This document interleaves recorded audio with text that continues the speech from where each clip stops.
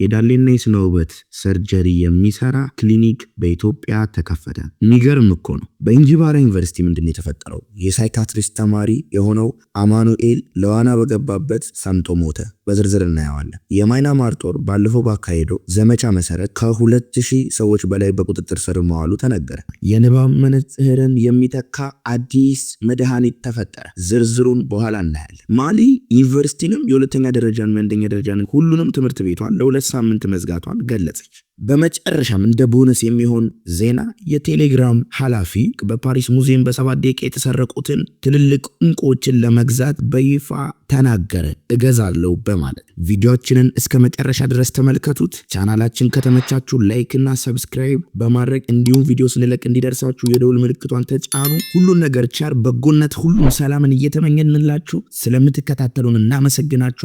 ወደ ዜና የማይናማር ጦር ባለፈው ሳምንት ባካሄደው ዘመቻ መሰረት ከ2000 በላይ ሰዎችን በቁጥጥር ስር መዋሉ ተገለጸ። የማይናማር ጦር የቁማር የኦንላይን ማጭበርበሪያ የገንዘብ እጥበት ማዕከል በሆነው በታይላንድ ድንበር አቅራቢያ በሚገኘው ኬኬ ፓርክ ባካሄደው ዘመቻ 2198 ሰዎችን እንዳሰረ ተነግሯል። በወቅቱም የኤሌክትሪክ ኃይል ተቋርጦ እንኳን ካምፕ ውስጥ ኢንተርኔት እንዳይቋረጥ ለማድረግ ጥቅም ላይ ሲውሉ የነበሩ 30 የስታርሊንክ የኢንተርኔት ሳተላይቶች ተይዘዋል። ምንም እንኳን ዜግነታቸው በይፋ ባይገለጽም ጦሩ ወንዶችንም ሴቶችንም ካምፑ የሚጠቀሙ አካላትን አሳስሯል። ኬኬ ፓርክ በሚገኝበት ካይን ስቴት የማይናማር ጦር በብሔር የተደራጁ ታጣቂዎችና የተቃዋሚ ፒፕል ዲፌንስ ፎርስ የሚፋለሙበት ቀጠና ነው። በሌላ በኩል አሁን ለልጆቻቸው ከማይናማር ወደ ኢትዮጵያ ያልተመለሱላቸው ወላጆች ልጆቻቸው ሰሞኑን ከፍተኛ ችግር ላይ እንደወደቁ ተናግረዋል። የኢትዮጵያ መንግስት አፋጣኝ መፍትሄ እንዲፈልግላቸው እንዲመልስላቸውም ተማጽነዋል።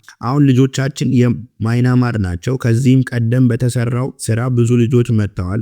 አሁንም ትኩረት ተደርጎ ከዚህ ቀጠና ልጆቻችን እንዲመለሱ ትብብር ይደረግልን ሲሉ ለፈጣን ዜና በፈጣን ዜና በኩል ጥሪ አቅርበዋል። የፎቶ መግለጫ ኬኬ ፓርክ እንዲሁም የማይናማር ጦር የያዛቸው የስታርሊንክ የኢንተርኔት ማሽኖች በካምፕ ውስጥ ኃይል ቢቋረጥ እንኳን ኢንተርኔት አይቋረጥም ነበር። በሌላ ዜና የንባብ መነጽርን ታሪክ የሚያስወግድ አዲስ ነገር ተገኝቷል። ይህም ደግሞ መድኃኒት ነው። ሳይንቲስቶች ለቅርብ እይታ ማስተካከያ የሚሆን የአይን ጠብታዎችን በማዘጋጀት የዘርፉን ገጽታ እየለወጡ ነው። እነዚህም ጠብታዎች ብዙ ከዚህ ቀደም ከተጠበቁት ጊዜ ቀደም ብሎ በዓለም ዙሪያ ገበያ መዋል ጀምረዋል ነው የተባለው። እነዚህ የእይታ ማሻሻያ ጠብታዎች የሚሰሩት የአይን ብሌን መጠንን በእርጋታ በማጠብ ነው። ይህም ዘዴ በአይን ውስጥ የፒሆን ውጤት እንዲፈጠር በማድረግ የቅርብ ነገሮችን የማተኮር ችሎታን በእጅጉ ያሻሽላል ነው የተባለው። በክሊኒክ ሙከራዎች ላይ ተጠቃሚዎች ጠብታውን ከተጠቀሙ በደቂቃ ውስጥ ትናንሽ ፊደላትን፣ ስልኮችንና ኮምፒውተሮችን ያለ መነጽር ማየት እንዲችሉ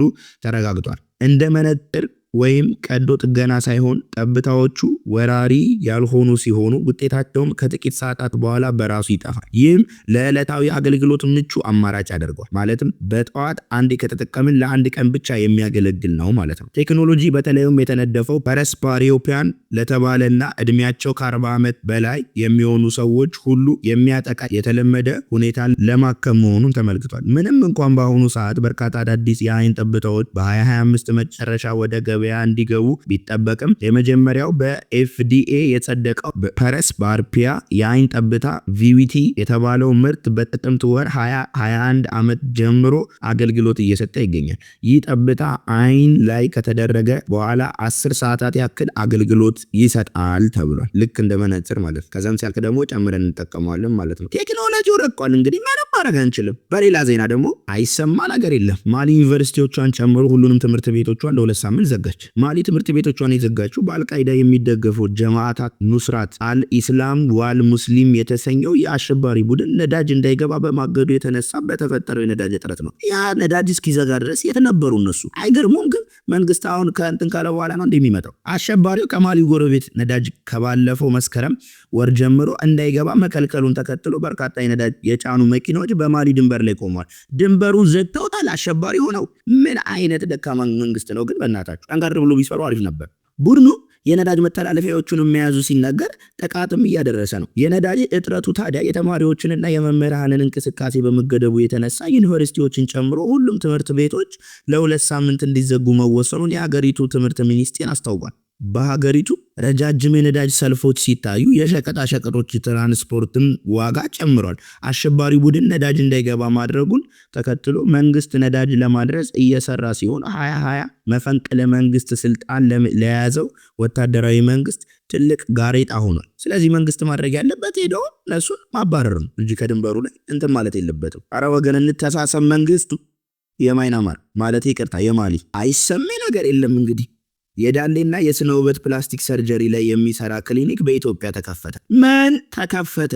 በስማም በወልድ ኤስቴቲክ ኢንተርናሽናል ክሊኒክ በስነ ውበት ሕክምና ላይ በርካታ ሀገራት የሚሰራ ዝነኛ ክሊኒክ ሲሆን በዓለም ዙሪያ ካሉት 8 ቅርንጫፍ በተጨማሪ 9ኛውን ቅርንጫፍ በኢትዮጵያ መክፈቱ ይታወቃል። ታየኝ እንግዲህ የኢትዮጵያ ሴቶች በጠቅላላ እዛ ነው የሚሄዱት ቂጣቸውን ሊሰሩ። አረ በራድ ዝም በል። አቮራ ቢዝነስ ግሩፕ ኃላፊነቱ የተወሰነ የግል ማህበር በሰውነት ሕክምና በተለይም በፕላስቲክ ሰርጀሪ ዘርፍ ግንባር ቀደም ተጠቃ ከሆኑት ህክምና ተቋማት አንዱ የሆነውን ኤስቴቲክ ኢንተርናሽናል ክሊኒክ በኢትዮጵያ በፈርኒቻይዝ መክፈቱ ተገልጿል። ወይኔ ጉዴ ጭራሽ ተከፈተ። በዘርፉ 26 ዓመታት ያስቆጠረው ክሊኒኩ ከሚሰጣቸው የፕላስቲክ ሰርጀሪዎች መካከል የብልት፣ የመቀመጫ፣ የደረት፣ የፀጉር፣ የፊት፣ የደረት ጠንቅ ወይኔ ጉዴ ደረቴን ላሰራ እንዴ! አቮራ ቢዝነስ ግሩፕ በውጭ ንግድ ላይ የተሰማሩ ሀገራት በቀላሉ ኩባንያ ሲሆን ድርጅቱ በዘርፉ ለሀገር እያበረከተ ከሚገኘው ቀጥተኛ አስተዋጽኦ በተጓዳኝ ጭራሽ ለሀገር እያበረከተ ቂጥ ነው ያበረከተው።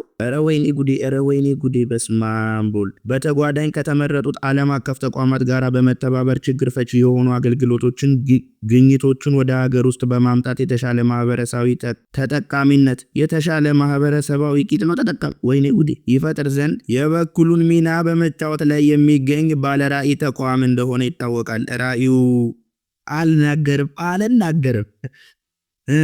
በሌላ ዜና እና በሚያሳዝነው ዜና የሁለተኛ ዓመት የሳይካትሪ የሆነው ተማሪ አማኑኤል እንዳወቀ ለዋና በገባበት ወንዝ ሰጥሞ ህይወቱ ማለፉን እንጂባራ ዩኒቨርሲቲ ለፈጣን ዜና ገልጿል። ለጉዳዩ ማብራሪያ የጠየቅነው ዩኒቨርሲቲ የተማሪው ህብረት ፕሬዝዳንት ጌታነህ ሽፈራው አደጋው እሁድ 3 ሰዓት ገደማ መድረሱን ገልጿል። ከጓደኞች ጋር ከዩኒቨርሲቲ በቅርብ ርቀት የሚገኝ ቦታ ሄደው አዩ የሚባል ወንዝ ለዋና የገቡት ጓደኞቹ የዚሁ የከተማ ልጆች ናቸው። ዋና ላይ ባሉበት ነው የሰጠመው ብሏል።